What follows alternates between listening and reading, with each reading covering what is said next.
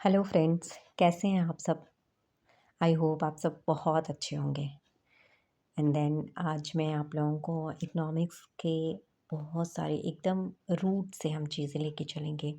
जैसा कि आप सब जानते हैं टीजीटी पीजीटी के एग्ज़ाम्स किस तरह से हुए हैं और जो भी एस्पिरेंट जिनका भी रिज़ल्ट नहीं क्लियर हुआ, उन सब के लिए एक बार फिर से लग जाने की ज़रूरत है।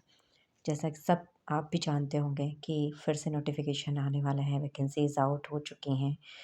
तो जब भी ना 10-15 जुलाई तक जब भी नोटिफिकेशन आ जाए तो हमें अब रूट से चीज़ें शुरू करनी है और हर उस एस्पेक्ट पे ध्यान देना है जो जो हमसे अछूता रह गया था। मतलब हमें लगता था कि हम प्रीवियस एंड नॉलेज लेके सारी चीज़ें कर लेंगे, बट ऐसा नहीं हुआ। आप सब जानते हैं बहुत अच्छी तरीके से इन सब चीज़ों को।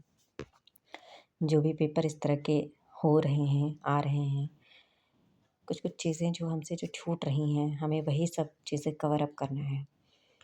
तो अब हम प्रीवियस ईयर पेपर करके हम एग्ज़ाम क्लियर नहीं कर सकते फ्रेंड्स। अब हमें एकदम बेसिक से चीज़ों को समझना पड़ेगा। तो उसी प्रयास में एक जो है फिर से हमने अपनी जर्नी स्टार्ट की है। तो आप चाहें तो आप भी मेरे साथ ये चीज़ें कवर अप कर सकते हैं। मैंने पूरी चीज़ें लिख रखी हैं आप लोगों के लिए, एक्स वाई ज़ेड कैसे क्या करना है और कैसे क्या नहीं करना है। मतलब सब कुछ लिख रखा है, छोटी-छोटी चीज़ें मैंने लिख रखी हैं कि क्या है और क्या नहीं है, इसे हम भूलें नहीं। ठीक है, तो इकोनॉमिक्स के जर्नी में आप सभी लोगों का स्वागत है मेरे यूट्यूब चैनल पर। ठीक है, तो फिर चलें, स्टार्ट करें। Let's start. तो हम पहले इकोनॉमिक्स के डेफिनेशन से स्टार्ट करते हैं क्योंकि किसी भी सब्जेक्ट को समझने के लिए उसकी डेफिनेशन, उसकी परिभाषा ही सब कुछ बताती है कि वो क्या है। किसी भी चीज़ के बारे में जानकारी रखने के लिए हमें उसकी डेफिनेशन जाननी पड़ती है। तो आज हम इकोनॉमिक्स की डेफिनेशन से स्टार्ट करते हैं। तो ये है डेफिनेशन ऑफ इकोनॉमिक्स। इसे हम 2 कैटेगरी में डिवाइड करते हैं। पहला तो ये 2 कैटेगरी में डिवाइडेड है। पहला जो है ये विरोधी हैं, जो लोग इकोनॉमिक को डिफ़ाइन नहीं करने के पक्ष में थे कि इसकी डेफिनेशन की आवश्यकता नहीं है।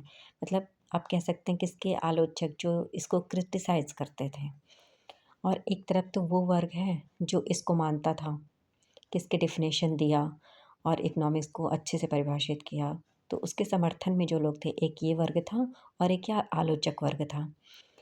तो 2 वर्गों में, 2 कैटेगरीज़ में इसको डिवाइड किया गया है। तो आलोचक में कौन-कौन थे? पहले थे ये जैकब वाइनर थे, गुन्नार मिर्डल थे, रिचर्ड जोसेफ थे, रिचर्ड जोन्स थे एंड बारबर बुट्टन थे और मॉरिस डे मॉरिस। इस तरह के कुछ और अर्थशास्त्री भी हैं। ये मेन अर्थशास्त्री हैं जिनके बारे में जो डेफिनेशन के पक्ष में नहीं थे कि इकोनॉमिक्स की डेफिनेशन करने की ज़रूरत नहीं है, मतलब ये उसके आलोचक थे। तो हम उस पे चलते हैं कि कैसे क्या हुआ, किस तरह से इकोनॉमिक्स का विकास हुआ, किस तरह से मानव समाज का विकास हुआ, किस तरह से हम अर्थशास्त्र को पढ़ने के लिए आए यहाँ पे, उसका अध्ययन किस तरह स्टार्ट हुआ, इकोनॉमिक्स कैसे आया हमारी लाइफ में, हमें अर्थशास्त्र की ज़रूरत क्यों पड़ी और पहले इसे क्या कहते थे, क्या नहीं कहते थे, ये सारी चीज़ें हम जानेंगे आगे। तो बहुत ज़्यादा लंबी वीडियो नहीं बनाएंगे हम दोस्तों। जैसे जैसे मानव समाज का विकास हुआ, विभिन्न अवस्थाओं में, विभिन्न स्थितियों में मानव समाज के सामने अलग अलग परिस्थितियाँ, अलग अलग चुनौतियाँ आती हैं और परिस्थितियाँ, चुनौतियाँ बदलती रहती हैं और इसी के अनुरूप अर्थशास्त्र का दृष्टिकोण और परिभाषाएं भी बदलती रहती हैं और इस बदलने के क्रम में अर्थशास्त्र का क्रमशः विकास होता गया।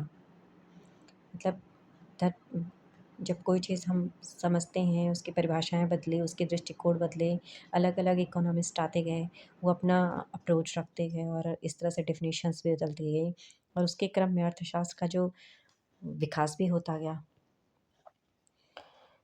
और ये संकुचित विषय से एक विस्तृत विषय तक इसका विस्तार हो गया।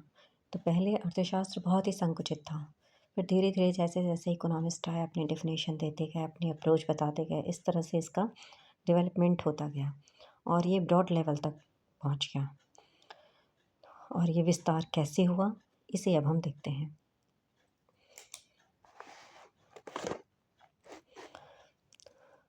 अर्थशास्त्र को कितनी श्रेणियों में रखा गया था, पहले तो हम ये जान लेते हैं अर्थशास्त्र को कितनी श्रेणियों में रखा गया था।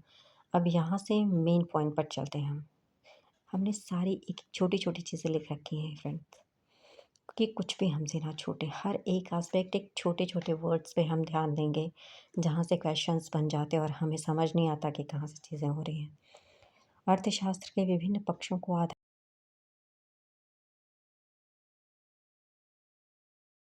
अर्थशास्त्र को परिभाषित करने का समय समय पर प्रयास किया जाता रहा है और अर्थशास्त्र को परिभाषित करने के सभी प्रयासों को हम मुख्यतः 5 भागों में विभाजित करते हैं। कितने भागों में?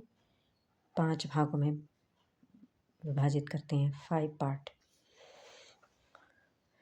तो अर्थशास्त्र की परिभाषाओं का जो वर्गीकरण है, अब हम उस पे देखते हैं कि कैसे परिभाषाओं का वर्गीकरण हुआ।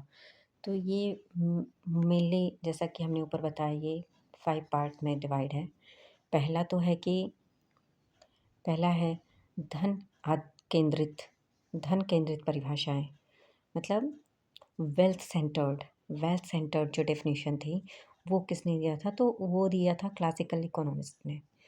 क्लासिकल इकोनॉमिस्ट में जैसे उसमें सबसे पहला नाम आता है एडम स्मिथ का। कौन आते हैं? एडम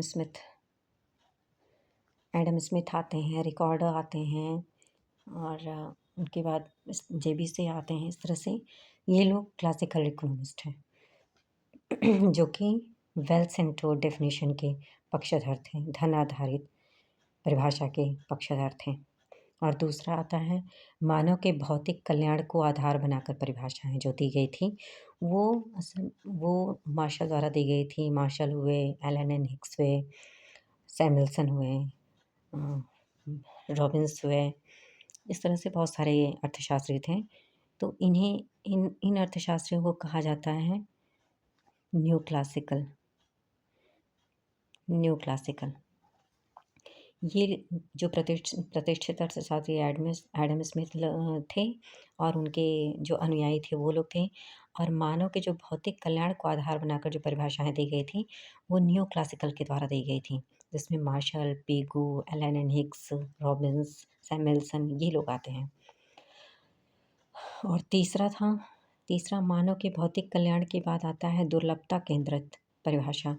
दुर्लभता केंद्रित परिभाषा दी गई, ये दी गई रॉबिन्स के द्वारा।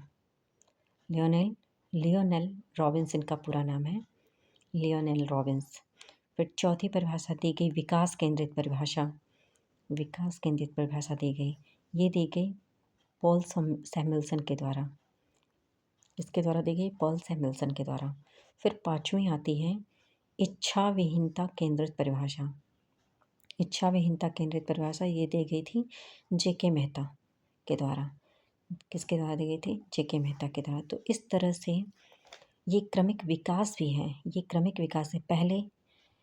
पहले जो एडम स्मिथ थे और उनके जो अनुयायी थे, जो लोग वेल्थ सेंटर्ड डेफिनेशन दिए थे, तो पहले किसी भी चीज़ की जब हम शुरुआत करते हैं तो वो संकुचित चीज़ों से ही हम छोटी चीज़ें नोटिस करते हैं, फिर उसका अध्ययन करते करते हम बड़ी चीज़ों तक पहुंचते हैं। तो इस तरह से पहले धन आधारित हुआ, फिर इसको क्रिटिसाइज़ किया गया, फिर मानव के भौतिक कल्याण पर ध्यान दिया गया, फिर दुर्लभता केंद्रित चीज़ों पर ध्यान दिया गया और फिर विकास केंद्रित परिभाषा आई। तो इस तरह से संकुचित से धीरे धीरे व्यापक दृष्टिकोण होता गया इकोनॉमिक्स का।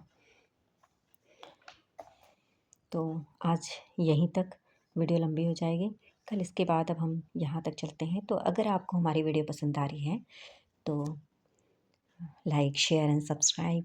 Thank you so much. मिलते हैं नेक्स्ट वीडियो में।